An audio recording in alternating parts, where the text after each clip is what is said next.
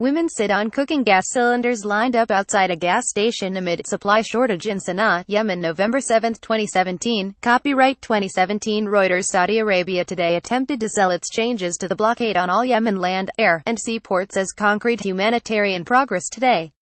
They aren't. The Saudi ambassador to the United Nations, Abdallah alMouallimi, said the coalition would allow ports in allied government-controlled territory to open, in Aden, the country's second-largest city, for example, but all ports in the Houthi-controlled north, like Hodeida Port and Sanaa Airport, were to remain closed until the coalition decided sufficient steps had been taken to prevent weapons from entering the country.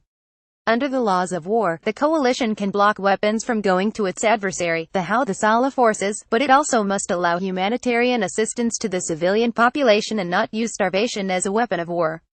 The blockade violated these legal obligations, but so does the ostensibly scaled-down version. The Saudi government seems to be seeking global praise for ending the blockade on its own allies. The same day the ambassador made his remarks, the UN's lead humanitarian agency released a short report.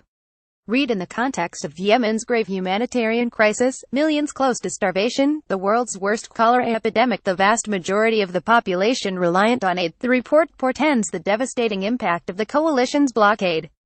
Yemen is dependent on imported food, medicines and fuel. Nearly 80% of imports, commercial and humanitarian, come through Hodeida and Salif ports, both to remain shuttered by Saudi Arabia.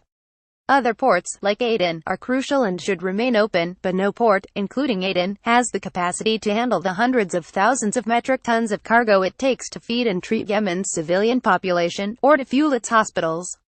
Last year, the coalition closed Sanaa Airport. Many thought it was temporary. More than a year later, the airport remains closed. If the same happens with Hodeida Port, Yemen's civilians will further suffer. Many could die. Before Saudi Arabia's complete closure of Yemen air, sea and land space last week, the UN was already raising alarm bells, calling on all parties to better facilitate humanitarian access.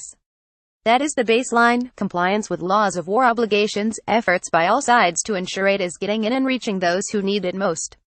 The baseline is not allowing aid to reach civilians in territory controlled by your allies but not those under enemy control, as Saudi Arabia seems to be proposing. Security Council members should make this clear by sanctioning those obstructing aid to Yemen, be they Saudi Arabia, its coalition members, or Houthi forces, before more sick and hungry Yemeni children die preventable deaths.